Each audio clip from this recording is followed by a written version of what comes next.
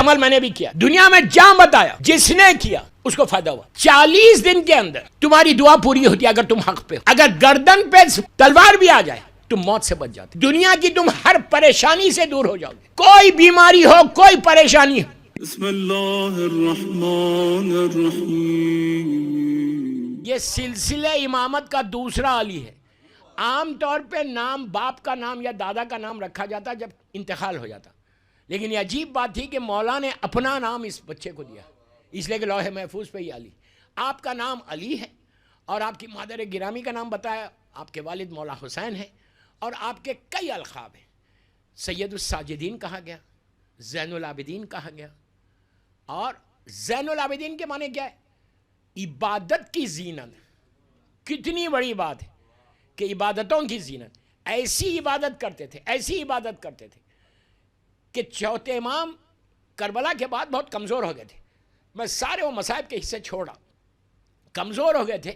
آپ جب عبادت کرتے تھے تو سر سے پیر تک کانپتے تھے, اتنے کمزور ویک ہو گئے تھے. ہونا بھی چاہیے تھا. آپ کے ایک بیٹے 5ویں امام سے ہٹ کے کہا بابا تھوڑی عبادت میں کمی کرے. کتنی عبادت کریں گے, تھوڑی عبادت میں کمی کریں.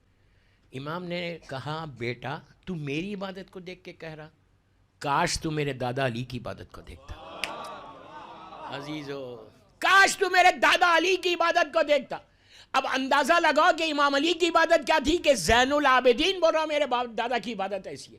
اب وہی علی اگر رسول سے یہ کہے کہ اب شادی کے بعد پہلا دن گزرا, اللہ کے رسول نے مولا سے پوچھا کہ تم نے فاطمہ کو پایا کیسے, تو کہا یا رسول اللہ کی عبادت میں اپنا مددگار پایا.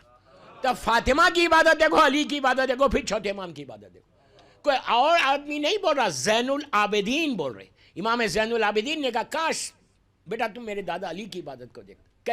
وہ کیسے عبادت. سید الساجدین کہا گیا. کیوں کہا گیا سید؟ ہر امام سید الساجدین ہے, لیکن اس امام کو کہا گیا سید الساجدین, انہیں سجدہ کرنے والوں کا سردار, سید الساجدین. دوستو امام کا یہ حال تھا. نعمت آئے سامنے, پہلے سجدہ کرتے تھے, پھر اس نعمت کو. ہم کھانا کھا کے یاد آیا تو تھینک یو بولتے ہیں, ہم بولتے ہیں اللہ کا شکر ادا کرتے ہیں. خود بھی کرو. یہ جو رسک کے پرابلمز ہیں نا وہ ایسے ختم ہوں گے. یہ مت بولو کہ ملیشیا میں سیلری کم ہے یا بزنس کم ہے یا رسک کا پرابلم ہو رہا, سٹریس ہے. سارے سٹریس سجدوں کے ذریعے پورے کرو. اللہ کو جو سب سے زیادہ پسند ہے اس کی بارگاہ میں سر کو جھکانا ہے. دوستو سجدہ صرف یہ نہیں ہے کہ آپ قبلہ رو ہو جاؤ. سجدہ صرف یہ نہیں ہے کہ آپ سجدگاہ پہ سجدہ کرو. آپ نارمل سجدہ ہے, اب سر جھکانا ہے, یہ بھی کافی ہے. میٹنگ میں بیٹھے ہوئے, کوئی ٹینڈر لینے جا رہے, کوئی بزنس کے لیے جا رہے, جاب پہ جا رہے, تم صبح میں آفس میں انٹر ہو کے خالی اللہ کی بارگاہ میں یہ سج جھکا کے بولو کہ اللہ تیرا شکر ہے کہ تو نے اس قابل کیا کہ آج میں اپنے رزق کی تلاش میں آ گیا. کبھی اس کا رزق نہیں رکتا جتنے تم سجدے کرو گے. سجدہ یہ آنکھ کے پلکوں سے بھی ہوتا. تم آنکھ کو جھکا دو, اپنی گردن کو جھکا دو, لوگوں کے سامنے نہیں, اس کے سامنے. امام چوتھا امام سید الساجدین, ہر نعمت پہ شکر ادا کیا امام نے, ہر نعمت پہ. بعض روایتوں میں یہاں تک ہے کہ روزانہ رات میں 500 سجدے کرتے تھے امام. اتنی کثرت سے عبادت کی, اور اسیر ہو کے بھی عبادت کی, کربلا میں بھی عبادت کی, مدینے میں بھی عبادت کی. پوری زندگی آپ کی پیشانی پہ نماز کے گھٹے آ جاتے, آپ کے یہ حصے پہ گھٹے آتے, اس کو کاٹا جاتا تھا, یہاں سے کاٹا جاتا تھا, اور ساری یہ چیزیں آپ کی لحد میں دفن کیا گیا تھا. امام زین العابدین کا ایک عجیب کیریکٹر, عجیب کردار ہے کہ انہوں نے کربلا کے بعد, اگر کربلا زندہ, میں بڑی بات بول رہا باب الہدایہ میں, کہ اگر آج تم یہاں بیٹھ کے باب الہدایہ میں ذکر حسین کر رہے, ماشاءاللہ اتنے ماتم کیا تم نے, پوری زندگی ماتم کرتے رہو. پوری دنیا میں اگر ماتم ہو رہا, پوری دنیا میں اگر عزاداری ہو رہی ہے, تو وہ صرف اور صرف بی بی زینب اور چوتھے امام کا کنٹریبیوشن ہے. ان لوگوں نے ایسا کام کیا عزاداری کے لیے. ہم کیا عزاداری کر سکتے؟ ہماری عزاداری کیا ہے؟ آدھا گھنٹہ, 1 گھنٹہ, 24/7 انہوں نے عزاداری کی ہے. لیکن عزاداری کے ساتھ عبادتوں کو نہیں چھوڑا. اللہ کی عبادت بھی کرتے رہے, اور اللہ کی عبادت بھی کی, دعائیں بھی مانگی. آپ کی مشہور کتاب صحیفہ کاملہ ہر کے گھر میں نہیں بھی ہے تو تمہارے ٹیلی فونز پہ پلیز غور سے سنو.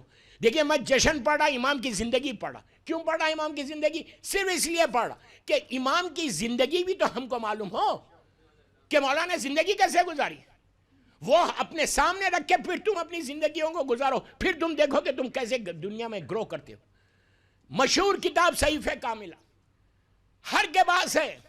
کوئی یہ نہیں بول سکتا کہ صحیفہ کاملہ، اس لیے کہ تمہارے اسمارٹ فون پہ صحیفہ کاملہ مل جائے گی.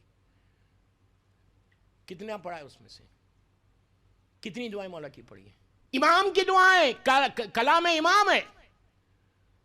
آپ یاد رکھو. اب سنو صحیفہ کاملہ کا واقعہ، کہ یہ صحیفہ کاملہ یہ وہ ایکسٹرا آرڈینری بک ہے، دعاؤں کے ذریعے کربلا کو پروپوگیٹ کیا ہے میرے مولا نے. واقعہ کربلا کے بعد 61 میں واقعہ ہوا، 95 میں مولا کی شہادت ہے. 34 ایئر 34 برس زندہ رہے اور کربلا کو پروموٹ کرتے رہے، پروپوگیٹ کرتے رہے، پھیلا دیا کربلا کو. اس دور کا تقاضا دعاؤں کے ذریعے. کوئی ایسی دعا نہیں ہے صحیفہ کاملہ میں جو آپ کے ڈے ٹو ڈے لائف میں آپ کو نہ مل پائے. میں بولتا نا اگر صحیفہ کاملہ تم اٹھا لو، دنیا کی تم ہر پریشانی سے دور ہو جاؤ گے. کوئی بیماری ہو، کوئی پریشانی ہو، چھوٹی سی چھوٹی دعا، بڑی سی بڑی دعا. پہلے ایک دعا دے دیتا آپ کو. یہ دعا شیخ عباس قمی نے مفاتیح الجناح میں بھی لکھا. مخصوص دعا ہے چوتھے امام کی، اتنی مخصوص دعا کہ یہ عمل میں نے بھی کیا. دنیا میں جہاں بتایا، جس نے کیا اس کو فائدہ ہوا. شیخ عباس قمی نے مفاتیح الجناح میں بھی لکھا. 5 یا 6 لائن کی دعا ہے. 2 رکعت امام زین العابدین سے حاجت کی نماز پڑھنا، اس کے بعد مصلی پہ بیٹھو، غور سے سنو اور 100 مرتبہ یہ دعا پڑھو. مفاتیح میں دیکھ لو کیا کیا چیزیں لکھی ہوئی ہیں اس کے پیچھے. 100 ٹائمز پڑھو. 100 ٹائمز پڑھ کے اللہ کی بارگاہ میں امام کا واسطہ دے کے دعا کرو. یہ وہ دعا ہے دوستو، 40 دن کے اندر تمہاری دعا پوری ہوتی ہے اگر تم حق پہ ہو. اگر گردن پہ تلوار بھی آ جائے تم موت سے بچ جاتے. رزق سے کے پرابلمز دور ہوتے، ہسبینڈ اینڈ وائف کے ایشوز دور ہوتے. 1000 فائدے یہ دعا کے چوتھے امام کے. اب صحیفہ کاملہ کے بارے میں سنیے. صحیفہ کاملہ 1995 میں، ابھی حال میں 95 میں، لائک 30 سال پہلے، ایران کے بہت بڑے ایک آیت اللہ ہے، آیت اللہ امینی. یہ وہ آیت اللہ نہیں ہے کہ جنہوں نے الغدیر کتاب لکھی ہے، دوسرے آیت اللہ. بہت بڑی پرسنالٹی. ان کا ڈیبیٹ ہوا الازہر یونیورسٹی، جو مسلمانوں کی سب سے بڑی یونیورسٹی ہے، مرکز جو ہے ایجپٹ کے اندر، وہاں کے وائس چانسلر کے ساتھ. ڈیبیٹ کیا ہوا؟ ڈیبیٹ یہ ہوا کہ اس نے کہا کہ ٹھیک ہے ہم رسول کو تو معصوم مانتے، لیکن امام علی سے لے کے زمانے کے امام تک ہم کیسے مانے معصوم؟ کیا گارنٹی ہے کہ یہ لوگ معصوم تھے؟ آپ کیسے بول سکتے ہیں کہ یہ معصوم تھے؟ آیت اللہ امینی ہے. انہوں نے کہا کچھ میں بحث نہیں کرتا، میں ایک کتاب بھیج رہا تجھے، یہ کتاب پڑھ، اس کے بعد اپن بات کریں گے. اب میں نے وہ لیٹر دیکھا ہے الازہر یونیورسٹی کے وائس چانسلر کا، کوئی جاہل آدمی نہیں، وائس چانسلر آف الازہر یونیورسٹی. کتاب بھیجا، 1 ہفتے کے بعد اس کا لیٹر آ گیا. ہم تو فخر کریں کہ چوتھے امام سے ہم وابستہ ہیں. آیا اس میں لیٹر میں اس نے کیا لکھا کہ اے سید، جب تم نے کتاب بھیجی I just started reading. عشاء کے بعد بیٹھا کہ تھوڑی دیر پڑھ لوں گا.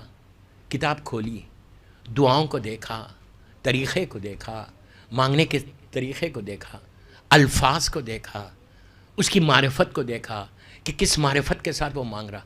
میں پڑھتے رہا، عشاء سے صبح ہو گئی، کتاب بند نہیں کر سکا. پھر نماز پڑھی. دوسرے دن میں یونیورسٹی نہیں گیا، دن بھر پڑھتے رہا. اب آخر میں تم کو خط لکھ رہا کہ اب میں بحث نہیں کروں گا کہ یہ معصوم امام تھے یا نہیں، 12 تمہارے. اب میں یہ کہتا، یہ دعاؤں کو پڑھ کے اب اندازہ ہوا کہ کوئی خاکی انسان ایسے نہیں مانگ سکتا.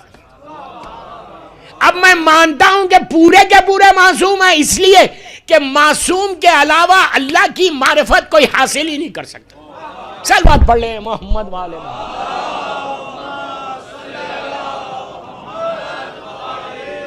دوسرے لوگ ریگارڈ کر رہے اور ہم کیا کر رہے ہیں؟ میری ریکویسٹ ہے آج باب الہدایہ میں، میری آخری تقریر ہے اس ٹرپ کی، کہ پلیز بول رہا یوتھ کو ریکویسٹ کر رہا کہ صحیفہ کاملہ اپنے ٹیلی فون پہ دیکھو، جیسے نیج البلاغہ ہے، نہج البلاغہ بھی ٹیلی فون پہ، لیکن ہم کو پڑھنا نہیں ہے۔ مولا کے خطبے دیکھو یار، اس کے بعد تم کو پتا چلے گا کہ مولا نے کس انداز سے نہج البلاغہ میں پڑھا، کس انداز سے خطبے دیے ہیں ہم کو، کتنے خطبے۔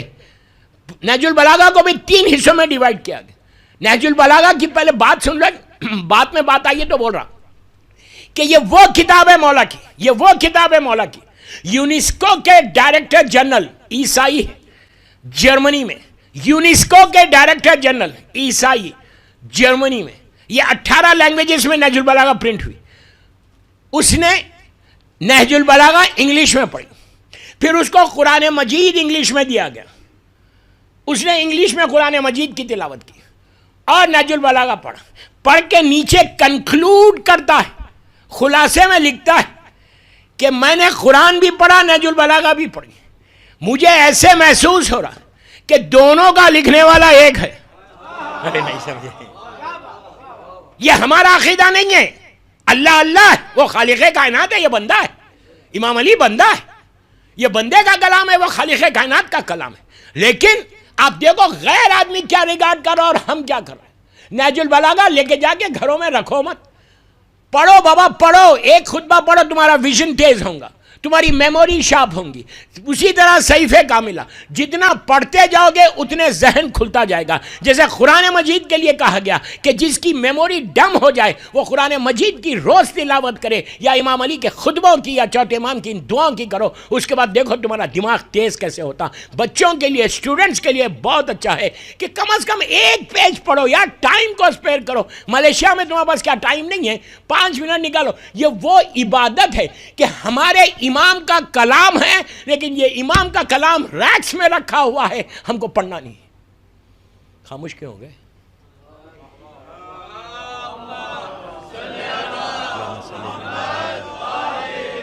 جو ریالٹی ہے وہ پیش کر رہا، حقیقت کو بتا رہا۔ میں پوری دنیا دیکھتا ہوں، یہ بھی جشن ہے کہ اگر آج کے جشن سے کوئی ایک لڑکا یا لڑکی یہ ارادہ کر کے نیت کر کے اس فرض سے اٹھ جائے باب الہدایہ سے کہ میں آج سے نہج البلاغہ اور صحیفہ کاملہ کا ایک پیج پڑھوں گی، تو آج کے 9 دن کے جشن قبول ہو گئے۔ یہ باب الہدایہ ہے، ہدایت کا دروازہ ہے بابا، ہدایت کا دروازہ ہے۔ مولا علی کے دروازے کے لیے کیا کہا گیا تھا؟ شاعر کہتا ہے کہ در حیدر سے شریعت کا پتہ ملتا ہے۔ سنو سنو، تم کو بیدار کرنا چاہ رہا ہوں۔ در حیدر سے شریعت کا پتہ ملتا ہے، مانگنے والوں کو پیغام بقا ملتا ہے۔ اس کے دربار سے مت پوچھو کہ کیا ملتا ہے، جس کو مل جائے علی اس کو خدا ملتا ہے۔ ایسا بندہ ہے جسے لم یزلی کہتے ہیں، اب تو معبود کے رشتے کو علی کہتے ہیں۔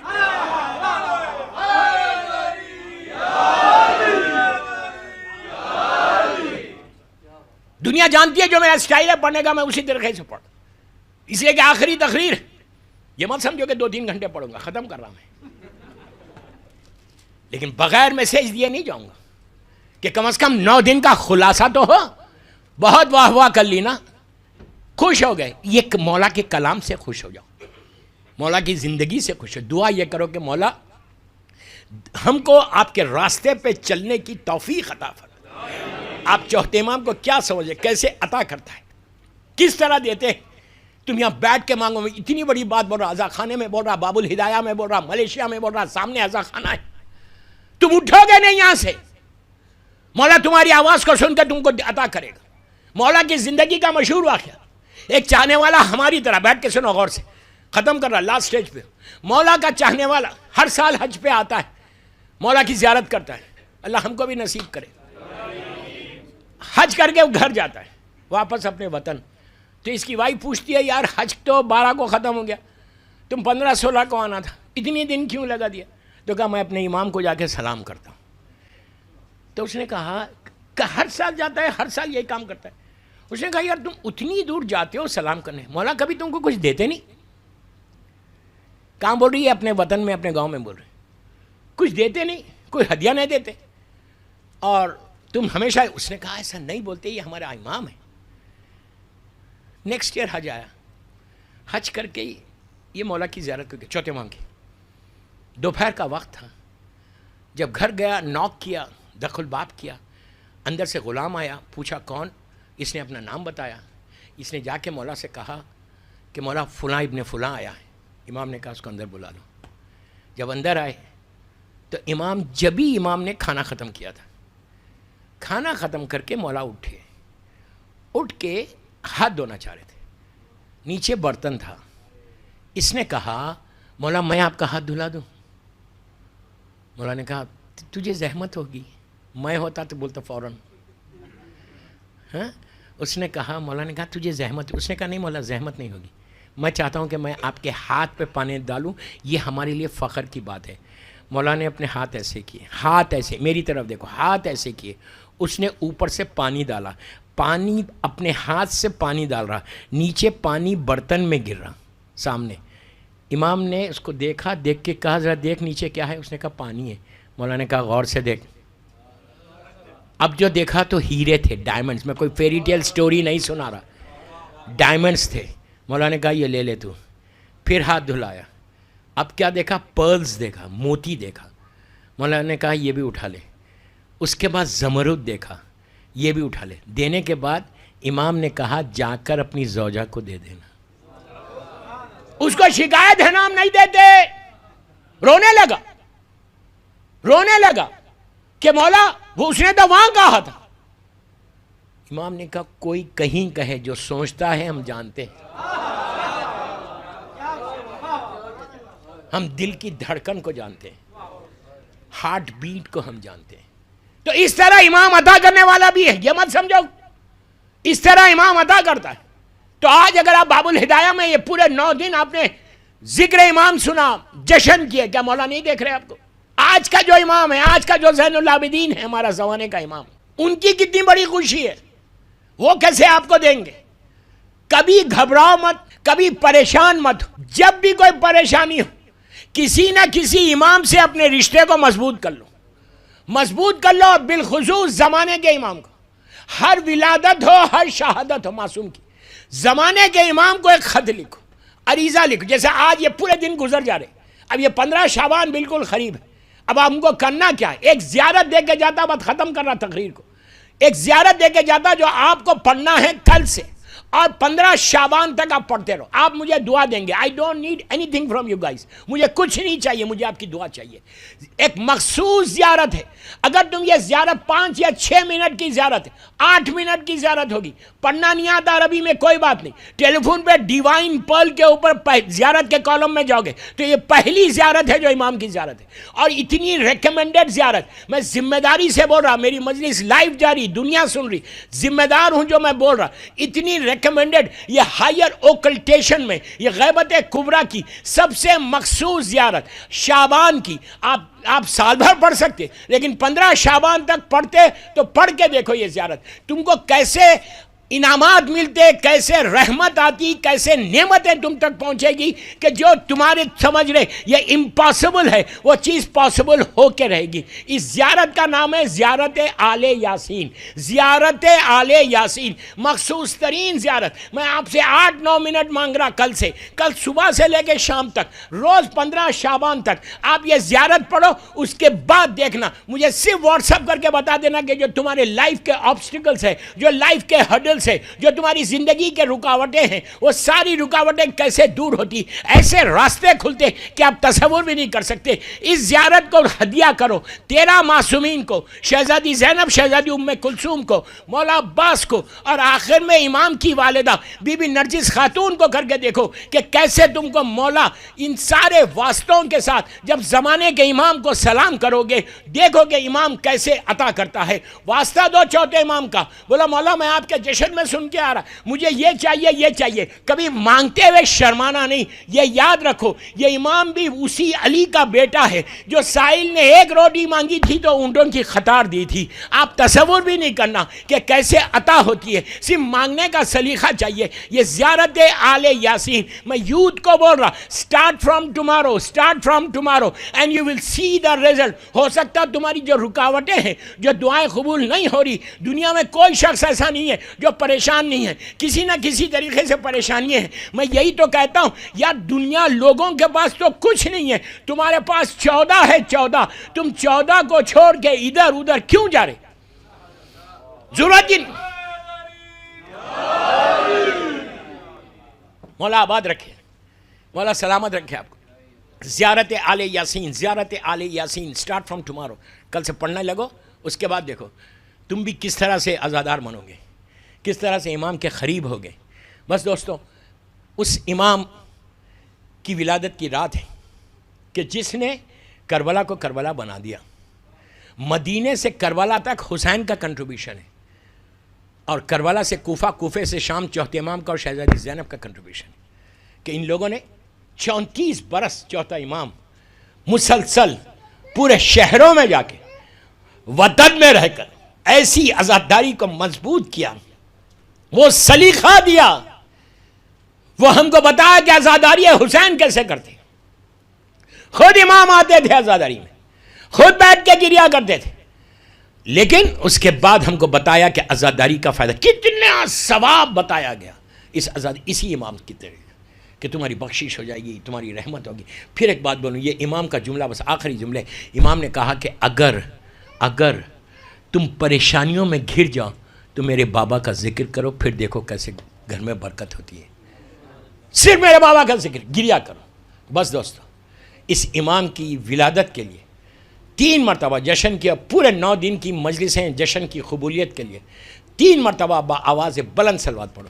اللہم صلی محمد وآلِ محمد, اللہم صلی محمد وآلِ محمد وعجل فرج, اللہم صلی محمد وآلِ محمد وعجل فرج. اپنے ہاتھوں کو بلند کرو پلیز, شرما مت. پھر انشاءاللہ یہ رات جائے نہیں, آپ کی ہر دعا قبول ہو. بسم اللہ الرحمن الرحیم. پروردگار, بیمار کربلا, بیمار مدینہ کا واسطہ, آج کی عظیم شب کا واسطہ, تیری حجت کا واسطہ, کربلا کے عزادار کا واسطہ, میرے علی ابن الحسین میرے آقا کا واسطہ, میرے مولا کا واسطہ, ہمارے پورے یہ 9 دن سے باب الہدایہ میں اور دنیا میں جہاں جہاں عزاداری ہوئی, جشن ہوئے, پروردگار ایک ایک جشن کو, ایک ایک عزاداری کو قبول فرما لے. سمجھ کے پیچھے والوں کو بولو آمین, زور سے بولو, شرما مت. پروردگار یہ جشن اور یہ مجالس ہماری بخشش کا سہارا بن جائے, ہمارے مرحومین کو اس کا ثواب پہنچے. بانیان جشن رضوی فیملی کی توفیقات میں اضافہ فرما, ان کے رزق میں برکت عطا فرما, رضوی فیملی کے مرحومین کے درجات کو بلند فرما, ان کے بچوں کو سلامت رکھ کہ اتنا خوبصورت اس عزاخانے کو سجایا. اللہ ان کی زندگیوں کو ایسی سجا دے امام کے نام پہ. پروردگار ہمارے گناہ کبیرہ صغیرہ کو معاف کر دے. اللہ زندہ رہے مولا حسین کے غم کے لیے, اور دنیا سے جائیں وہ غم کو لے کر انشاءاللہ. محبت مولا کائنات میں زندہ رہے, محبت مولا کائنات میں دنیا سے اٹھے. پروردگار ایسی عزاداری کرے کہ جیسے میرا چوتھا امام ہم سے چاہتا ہے. پروردگار تیری عبادت کی توفیق عطا فرما کہ جیسا میرا امام سجدے کرتا تھا, ہم کو بھی توفیق عطا فرما کہ ہم تیری بارگاہ میں سجدے کریں. اللہ جنت البقیع, جنت المولا, جناب حمزہ اور اہل بیت کی خبروں پہ سایہ کر کے روشن کر دے. اتنی آہستہ آمین یار, آج چوتھے امام کی لہت پہ چراغ نہیں. پروردگار جنت البقیع کو تعمیر کروا دے, دشمنان جنت البقیع کو نیست و نابود کر دے. پروردگار فرزند مظلوم بی بی زہرا میرے امام کو سلامت رکھنا. اللہ آئندہ سال ہم انشاءاللہ یہ جشن اپنے امام کے ساتھ کریں. مولا کے ظہور میں تعجیل کر, ہم سب کو امام کے ناصروں میں شمار فرما. امام کی سلامتی کے صدقے میں جتنے بیمار ہیں پوری دنیا میں عزادار جہاں جہاں ہیں, اللہ ان کی جان, مال, عزت, آبرو کی حفاظت فرما. دشمنان عزاداری کو نیست و نابود کر دے, عزاداری کو مضبوط کر, پرچم اسلام کو سربلند فرما, دشمنان اسلام کو نیست و نابود کر دے. پروردگار ہم کو توفیق دے کہ ہم اسی طرح عزاداری حسین اور تیری عبادت کرتے رہیں انشاءاللہ. ہماری نسلوں کی حفاظت فرما. چین دنیا میں ملے, راحت عقبہ مل جائے, شدت عشق ملے, غم کا سلیقہ مل جائے. کاسے دل یہ حاضر در دولت پر, فاطمہ آپ کی اولاد کا صدقہ مل جائے.